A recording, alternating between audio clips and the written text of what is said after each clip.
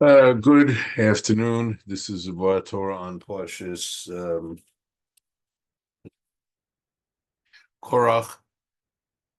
Now, this Parsha is fairly short in terms of Pesukim, but it records some significant events. And it starts with Yikach Korach ben Sohar goes into his ancestry, and then it mentions the rebels from Ruvain, which I'll be getting more back into. And they launch rebellion. Moshe tries to, against Moshe and Aaron, and therefore Hashem. Moshe tries to talk them out of it the night before. They refuse. The next morning, Hashem is ready to destroy the people, but they say, why should the people be separate? Destroy Moshe, it says to Hashem, because of one group. So he says, okay, get those people to separate. Moshe then says, if I'm following Hashem's commandments, then let these rebels die in a way that nobody's man's ever died before. If not, let me be. Then I am not do not have Hashem's support. Before he even finished his words, the ground opened up. It wasn't an earthquake. It not only opened up under those people, it swallowed and absorbed all the other people who were in the camps of those 250 or of Korach. His sons did tshuva, so they were saved. In fact, that's why Korach thought he was going to win, because it says some Tehillim later, Bnei, the sons of Korach. He saw that, but he didn't realize that's because they had done tshuva. And any event after that, the people are criticizing what happened. A plague starts. Moshe tells Aaron to bring incense, and the plague stops. There were a lot of people are lost. Then to Shem to go again show that Moshe and Aaron have his full support. He tells each tribe through Moshe to bring one staff. Each puts the names on it, and Aaron's staff, and whichever in the Mishkan overnight, and whichever one grows, apple almond blossoms the next day is the one who Hashem is saying is correct. And next, of course, it's Aaron's staff that does that. After that, the Parsha then goes into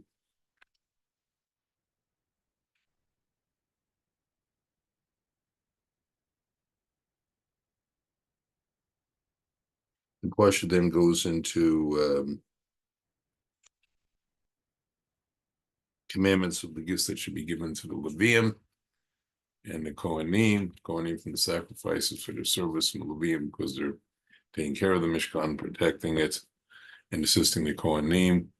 And the Parsha ends with a declaration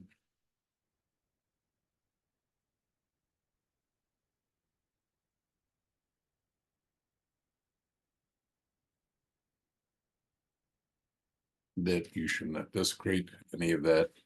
And that's where the Parsha ends. In any event, what I'd like to deal with is first pasuk, where it says, and I'm quoting,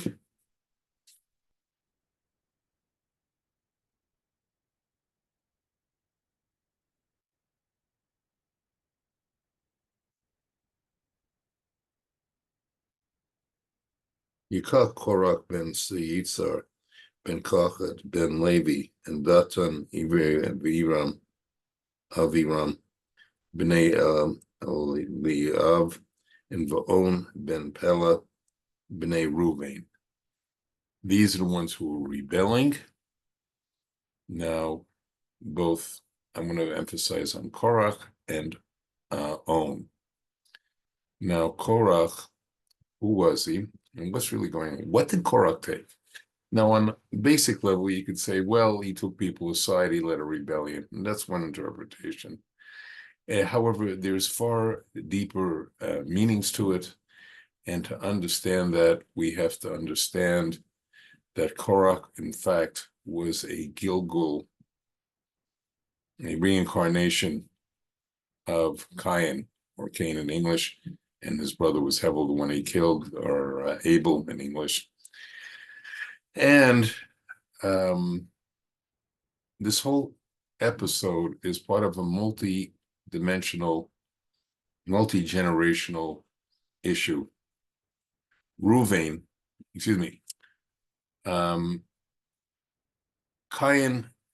killed Hevel. Now we have to understand what was going on there. Cain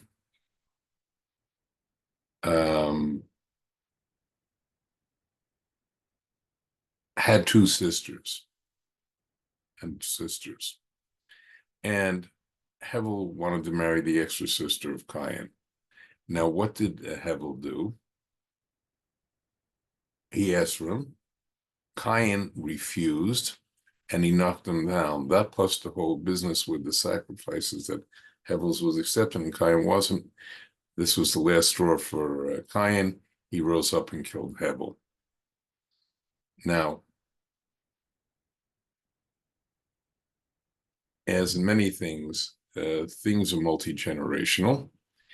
In the generation of Moshe Rabbeinu, he is a Gilgal of Hevel, and Cain has 3 Gilgulim in that generation.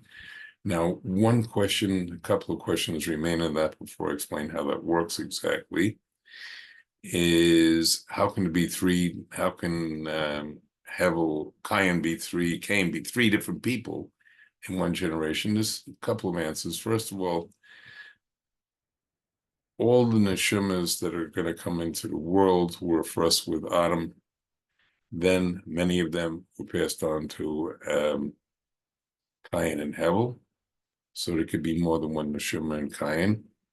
Another explanation is that, and it goes with this, that every neshama has 5 levels. The 3 we normally talk about are nefesh, ruach, and neshama, and there's also Yechia and Yechidi and Chaya, which more remote, they're not directly connected to the person the same way. In any event, that's how you could have multiple. Now, who was the first manifestation representing the nefesh of Cain? Was the Mitzri that Moshe Rabbeinu killed, the one who he looked to the right and looked to the left, and he killed him for beating a Jew, and that was a tikkun for that aspect of his neshama, the nefesh of Cain, because by doing so, that made up for the time that Cain killed Hevel. That was a tikkun for it. Now, the second one he was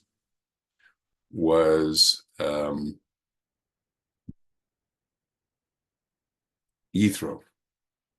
Now, because Yithro, who was the neshama aspect of Cain, had not allowed his sister to marry Hevel, he refused it. He had to give one of his daughters. In marriage to Moshe. Why Sipporah, however, and I'll be getting back to her in a few minutes. Why Sipporah of all people? Because she herself was a Gilgal of that sister of Cain, and therefore that made a tikkun for that refusal. Now, who was Korach? Now, Korach represents the Ruach, middle level of neshama. And Korach, what did he take? Now, without going through all the gematrias and calculation, it comes down to this. Cain had negative aspects.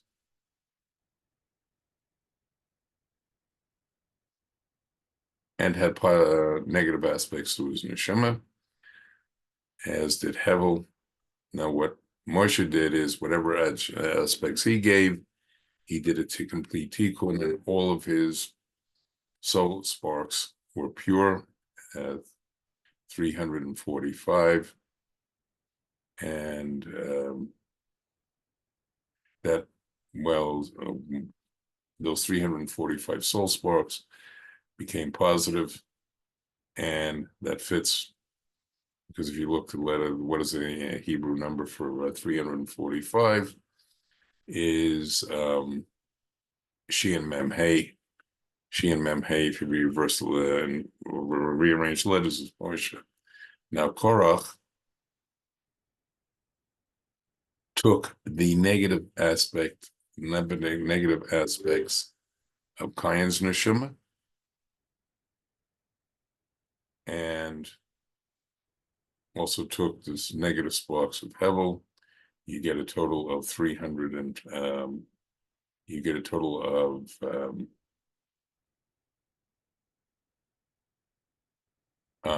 308, and those were all the negative sparks, negative aspects of the neshama, and he took on all of that evil. And therefore, because he took on the evil aspects of both Cain and Hevel, and Moshe took on all the pure, it was a straight battle against good and bad, good and evil. That's one thing. Now,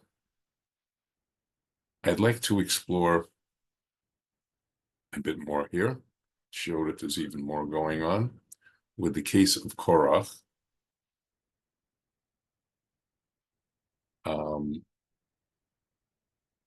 What instigated him? What caused him to do this? Now, he was insulted because he thought he should have had a bigger, more responsible power. He felt that he was being slighted. And who encouraged that was Korach's wife. She first told him that he should get a more important position. And when he is the Levium, they all had to shave their heads before they were exchanged for the firstborn in a previous parsha. She said, look how you're being rendered, and how he's doing it to deliberately humiliating you. And Korach got more and more upset and finally triggered the rebellion. Even though he had sparks of negative energies, negative sparks, he could have overcome those. That's number one. And he suffered because of that. Now, what happened to Korach's wife? She later became a Gilgul, resurrection, and and what happened to her? She suffered and resurrected and became a Gilgul of Jezebel, the woman who rebelled against Eliyahu, against God. Eliyahu did the whole thing on Mount Carmel to challenge him. She pursued Eliyahu. She was all in all an evil woman because of what she helped trigger the rebellion against Moshe and Aaron by and also obviously Hashem. She paid later that she went in a very negative direction. Now, what about On? On, which is mentioned in the first pasuk, he